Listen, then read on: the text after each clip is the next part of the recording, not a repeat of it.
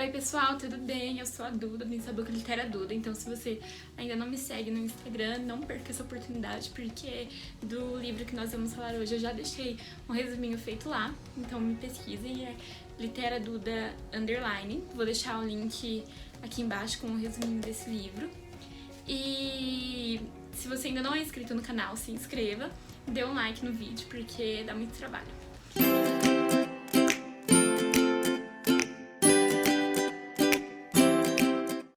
Sem mais delongas, a gente vai falar sobre Mia Couto, Vozes Anoitecidas. O Mia Couto, ele é um escritor moçambicano, é um livro que tá na lista da UEL, né, de livros exigidos. Só que, né, como eu já falei, ele é moçambicano, ele não é brasileiro, então não é um livro brasileiro. Mas, enfim, Moçambique também foi colonizada por Portugal. Então acho que talvez até por isso a UEL tenha feito essa escolha. Ele nasceu em 1955, na Beira, em Moçambique, é biólogo, jornalista e autor de mais de 30 livros. Gente, livro sensacional. Assim, a primeira coisa que eu queria falar é que ele é sensacional. Fui ler esse livro pro meu pai, né, li uns 3 contos pra ele. E aí no final eu perguntei, pai, o que você achou? Ele falou assim, super legal, mas as pessoas só morrem, né, um livro meio triste. Mas, gente, eu tava com um hábito de leitura muito ruim. Esse livro me fez voltar, assim, 100%, porque eu lia um conto e eu já queria ler o outro. Eu queria acabar com o livro, assim, imediatamente. Se eu pudesse, eu teria acabado com ele uma sentada só. E, assim, são apenas 12 contos. Mas antes de a gente falar especificamente do livro, a gente vai falar um pouquinho sobre a estrutura de escrita do Mia Couto. O Mia Couto, né, ele vai passar por um momento ali onde a gente pode chamar, na história de Moçambique, sobre uma literatura de consolidação. Porque é uma literatura de consolidação. Moçambique está lutando para ter independência de Portugal. E quando Moçambique consegue ter essa independência, a gente vai começar a ter um processo de entender o que Moçambique é, de dar uma identidade para Moçambique, de conhecer as lendas, de conhecer os costumes, de conhecer aquilo que vai constituir Moçambique como uma nação também. Então, nesse meio tempo, né, em que ele estiver escrevendo esses livros, porque ele ainda está vivo, ele vai tratar dessas questões identitárias, ele vai falar sobre essa coisa de trazer aquilo que era uma literatura oral, né, então as histórias que eram faladas para a escrita, né, ele vai procurar trazer isso para o papel. Ele vai trazer um mosaico de culturas, né? Ele vai procurar construir também a nacionalidade de Moçambique. Ele vai falar muito sobre mitos, sobre lendas, sobre folclore. E vai contrapor tudo isso com o mundo tradicional. Então, um estilo muito característico do Mia foram que os seus livros sempre foram de poesia, né?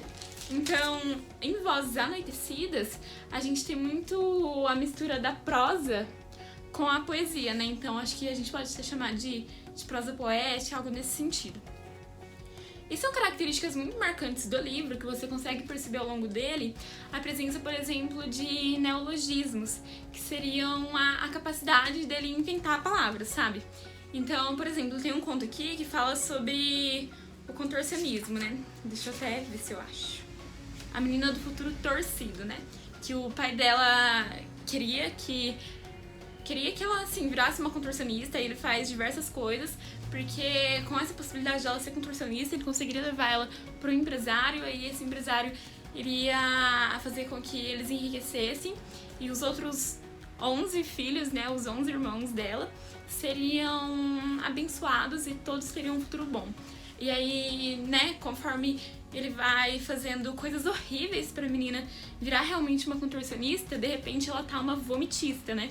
E vomitista é uma palavra que não existe. Então isso já é, por si só, um exemplo de neologismo.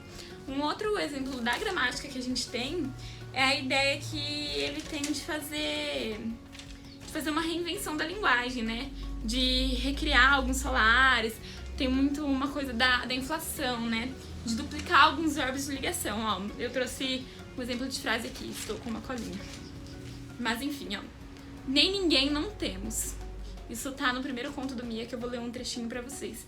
essa coisa de nem ninguém não precisava, né? Porque se você não tem ninguém, você já entende que você não tem, né? Então não precisa dessa coisa do nem. Aí um outro exemplo, ó. Mas nada não falou. Nada não é uma repetição, né? Só tá enfatizando mais uma vez que quem tinha algo pra falar não falou nada. Aí um outro exemplo. Quem te dê minha roupa, grande aldrabão. Outro exemplo, né, que aldrabão e grande são sinônimos praticamente. Aí um outro exemplo que eu trouxe. Esta menina está doente, que também tá nesse conto da menina do futuro torcido. Está é uma repetição do verbo, né? Porque o verbo é ali, né, depois a conjugação que fica no está. Não sei se vocês me entendem muito bem.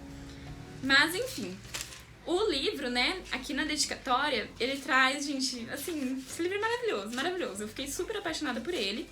Na dedicatória, a gente tem uma fala muito maravilhosa. Deixa eu encontrar pra ler pra vocês. Vozes Anoitecidas, olha, o prefácio dele é assim. São 12 contos, como eu comentei. Aí tem o prefácio, que vai, né, falar algumas coisinhas sobre o livro. Achei texto de abertura. Ó, o que mais dói na minha miséria é a ignorância, que ela tem de si mesma. Confrontados com a ausência de tudo, os homens abstêm-se do sonho, desarmando-se do desejo de serem outros. Existe no nada essa ilusão de plenitude, que faz parar a vida e anoitecer as vozes. Gente, olha que lindeza, eu fico muito apaixonada. Aí, continuando. Essas histórias desadormeceram em mim, sempre a partir de qualquer coisa anoitecida, de verdade, mas que me foi contada como se tivesse ocorrido na outra margem do mundo. Na travessia dessa fronteira de sombra, escutei vozes que vazaram o sol. Outras foram asas no meu voo de escrever. A umas e outras dedico este desejo de contar e de inventar. Anoitecer as vozes, né, significa que tá sendo meio que sufocado esse lado fantástico da vida. E como ele tá escrevendo em um período aí que a gente teve a independência de Moçambique, vai haver também muitas guerras civis, né? Pra ver quem vai ficar com o poder de Moçambique e tudo mais. E as vozes vão acabar sendo anoitecidas porque elas vivem em constantes guerras, né? E nessa de viver em constantes guerras, em constantes lutas, né? Você não consegue viver de um modo que seria pleno, que seria totalmente bom. Aí eu vou ler pra vocês um trechinho da primeira história, que foi, assim, a minha preferida. E vai falar bem o seguinte, ó.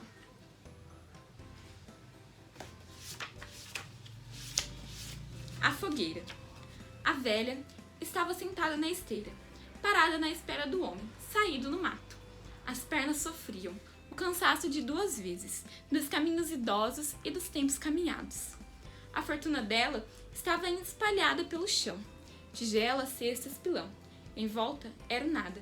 Mesmo o vento estava sozinho. Então só nessa primeira parte aí a gente já tem uma ideia de que a velha e o velho vão viver numa miséria, né? Eles não têm fortuna nenhuma, eles só têm tigela, pilão e cesta. Nada que fosse um bem material totalmente importante que lhes garantisse um bom futuro, né? Aí, continuando. O velho foi chegando, vagaroso, como era seu costume. Pastoreava suas tristezas, desde que os filhos mais novos foram na estrada sem regresso. Meu marido está a diminuir, pensou ela. É uma sombra. Essa coisa do estar a diminuir traz a ideia também de economia, né? E, assim, é economia mesmo, né? Das coisas irem ficando menores, de você ir economizando palavras e tudo mais. Que é outra característica do estilo do Mia Couto. Aí, né, o marido vai falar pra velha, né, que ele tá pensando muito nisso, que a senhora vai acabar morrendo antes dele e que eles precisam fazer uma cova. Aí nessa de fazer uma cova, né, que ele quer cavar a cova pra ela poder morrer em paz e ter um lugar pra descansar e blá blá blá, ele decide ir pra cidade, né, comprar uma pá, porque eles não tinham a pá. Aí ele chega, compra pá, volta no final do dia, aí os dois vão deitar na esteira, vão ficar tranquilos, vão dormir. No outro dia ele vai acordar e ele vai começar a cavucar. Quando ele começa a cavar, a senhora vai falar pra ele, né? Que... Ó, cava pouco fundo. Quero ficar em cima, perto do chão, tocar a vida quase um bocadinho. Aí ele responde, está certo, não lhe vou pisar com muita terra. E a gente tem uma impressão de que pra sociedade moçambiquense, essa coisa da afetividade é extremamente importante, né? Então isso dele querer cavar a cova pra ela morrer e poder descansar em paz, mostra o tanto que ele ama ela, né? Mas aí, né, assim, já com um spoiler, quem vai acabar morrendo é ele, né? Porque ele vai acabar pegando uma chuva depois pra continuar cavando, aí ele vai ter uma febre, aí ele vai ficar extremamente doente. E ela vai deitar do lado dele na esteira, né? E quando ela der uma adormecida ali, ela vai sonhar com a vida que ela sempre quis ter, né? Que é essa coisa de ter os filhos dela perto, porque eles já morreram, essa coisa deles viverem em fartura, né? E tudo mais. E aí, quando ela acorda, ela vê que ele tá frio. E nessa dele estar frio, significa que ele morreu. Aí tem um outro conto que eu também gostei muito, muito mesmo. Eu vou só falar um pouquinho das ideias centrais dele, porque eu acho que se eu ficar falando muito de cada conto especificamente, vai ficar um vídeo muito longo e não vai ser legal de assistir. Achei. Patanhoca, o cobreiro apaixonado. Esse é o último conto do livro, tá? Esse é um dos contos que vai ser dividido em capítulos, né? Eu acho que só tem esse e mais um depois desse. E vai falar sobre uma viúva chinesa, né? Que vive ali e todo mundo cobiça ela, mas ninguém consegue dormir com ela porque alguém vive colocando cobras em volta da casa, que vai ser o Patanhoca, né? E aí o Patanhoca, ele vai ser um mecânico das serpentes, né? Então ele vai ter sempre uma caixinha ali onde ele vai soltar as serpentes e tudo mais. E no decorrer do conto você descobre que ele e a chinesa eram casados e que eles tinham um filho. Mas, né, ela é uma chinesa, ele é um mulato. Os filhos dele vão ser mortos porque em uma noite ali ele vai confundir as caixas, né? Então ele vai colocar as caixas que tem cobra pra dentro de casa. Essas cobras vão picar as crianças vão morrer. E aí a gente fica até, assim, no meio do conto se perguntando se foi ele que matou, se não foi, se ele só cometeu um engano e tudo mais. Mas, por fim, a gente acaba compreendendo que ele... né, que o que aconteceu, aconteceu. E aí a chinesa tenta seduzir ele de novo. Quando ela consegue fazer com que ele volte pra casa, né, ela acaba embebedando ele, né, ele fica embriagado.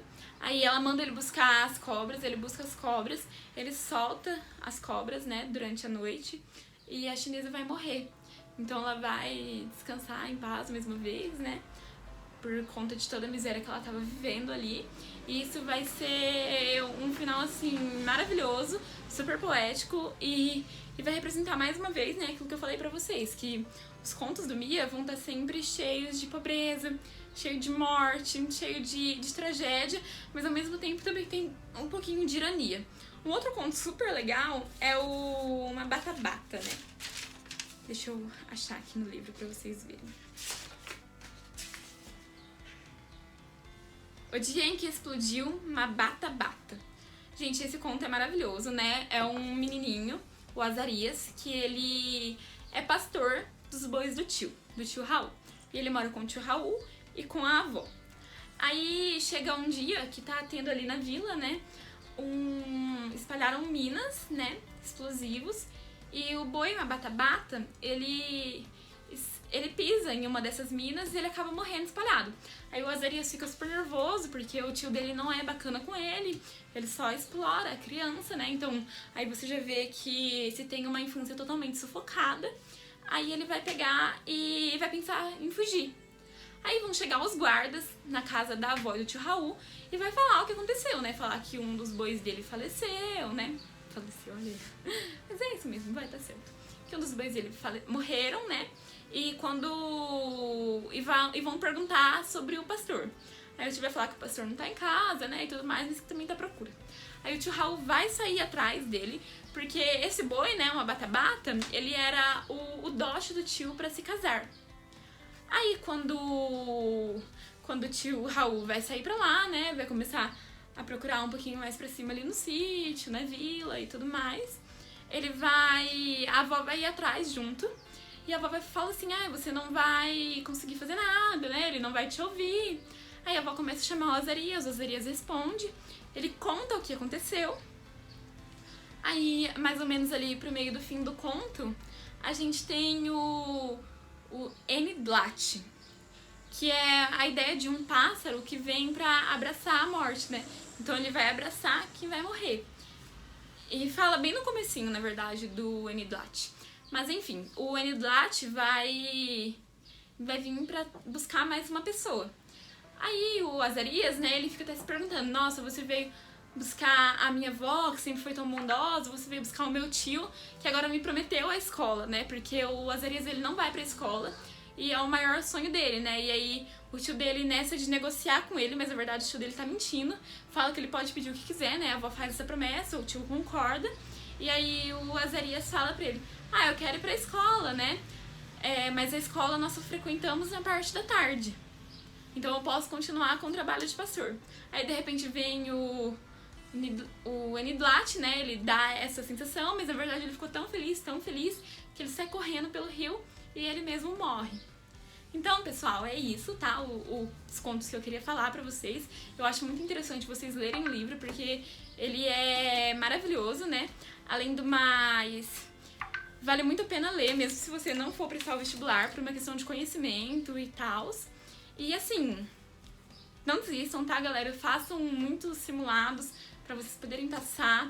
Façam a leitura de um conto ou outro.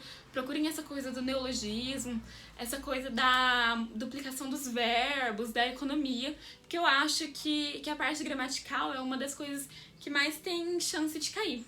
Então é isso, obrigada por vocês terem me assistido até aqui.